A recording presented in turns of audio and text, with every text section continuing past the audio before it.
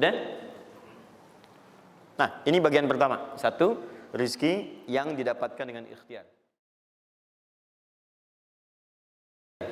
Kedua,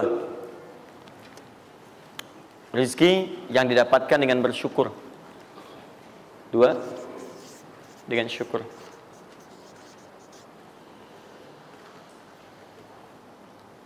Dalilnya Quran surah ke-14 ayat 7. Quran surah 14 ayat 7.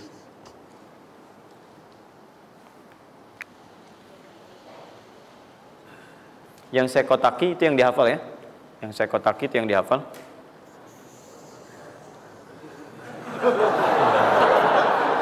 Iya. Enggak, ini inti ayatnya. Saya serius, ini inti. Ini harus ada. Ini, karena ini saya sering katakan ketika Anda menghafalkan, itu spirit ayatnya ada dalam jiwa kita. Kalau bisa udah otomatis gitu. Udah otomatis. Jadi begitu antum mengerjakan itu, antum ingat. Dan ketika antum berniaga pun, antum ingat. Jadi kalau antum sedang misalnya usaha apa, ada sholat tuh, antum refleks. Sholat. Karena tahu dengan sholat itu rezeki bertambah, bukan berkurang. Jelas ya? Nah. Terus kan?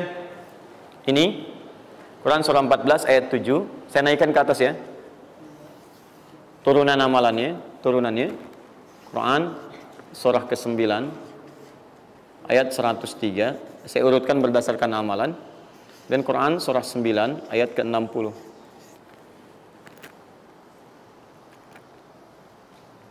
Sudah? Ingat, bahkan Allah langsung menamai ibadah ini dengan ibadah yang sifatnya bisa menambah rezeki. Cuman kadang orang nggak sadar, taunya diambil. Tapi kalau pengertian secara bahasanya sebetulnya bukan berkurang, nambah malah. Nambah. Cuman orang tuh nggak sadar ketika dia mau ditambah rezekinya, dia malah nggak mau. Karena merasanya diambil, dikurangi. Ya, nanti kita akan lihat. Jangan lu dibuka ayatnya, Pak, ya. Itu saya. Nah, tawaran saya yang kedua nih. Ya, ini kan tadi tawaran pertama. Mau nggak saya kasih bonus lagi?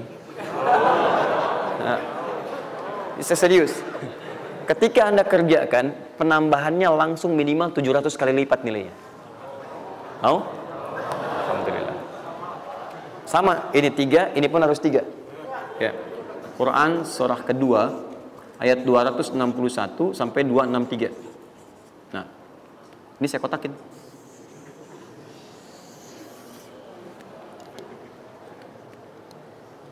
Sebentar. Quran surah kedua ayat 261 sampai 263. Saya mohon izin ya, saya lihat dulu satu. Supaya nggak online maksud saya. Pokoknya Anda online ada masalah dengan saya nanti. Nanti saya kasih di akhir, rumus cepat menghafalkan. Sudah? Tahan. 2. Nah, yang ketiga, nanti saya simpan dulu aja supaya Anda fokus yang ini dulu untuk berlatih selama sepekan. Ya, berlatih selama sepekan. Supaya nanti, karena yang ketiga ini lebih cepat lagi. Lebih cepat. Saya khawatir Anda melakukan lompatan langsung pada yang ketiga. Nah, persoalannya kita mesti berurut karena yang satu dengan dua ini keduanya saling bersinergi. Begitu yang kedua udah dapet, yang ketiga lebih mudah. Ya, karena sudah punya kebiasaan dari yang pertama tadi.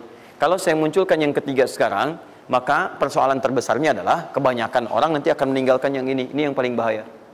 Semuanya pada di masjid aja gitu kan, dan sebagainya. Jadi nggak ada di kantor kosong, di bank kosong. Jadi hilanglah kehidupan di muka bumi. Ya. Jelas ya? Nanti kalau ini udah enak, nanti saya turunkan ini yang dikejar oleh sahabat kemudian. Sampai Utsman bin Affan, Abdurrahman bin Auf tuh hobinya cuma nungguin tahajud aja. Nungguin tahajud, datang. Bukan nggak kerja. Karena semuanya sudah melewati batas ini. Ini udah selesai, mereka pindah pada level yang ketiga. Itu kalau tiap malam lomba, dikisahkan oleh Imam An-Nawawi dalam kitabnya Tibyan, itu lomba dengan Abdurrahman bin Auf, Tamim Ad-Dari, itu tiap malam paling minimal sekali khatam Al-Quran dalam tahajudnya. Tapi dahsyatnya, besoknya, sekiannya itu selalu datang. 60, kalau kita sekarang 60 kontainer datang, isinya emas, perak, berlian, macam-macam. Ya, kebayanglah kalau ke PTM datang 60 kontainer isinya emas, perak. Makanya nggak ada yang dikasih lagi sekarang. Jadi kalau Anda ingin mendapatkan apapun, mau dapat pahala, dapat rezeki, dapat ini, dapat itu, maka semua bergantung yang pertama pada tingkat kesungguhan usaha Anda. Usaha yang serius, yang sungguh-sungguh disebut dengan sa'a, yas'a, sa'yan.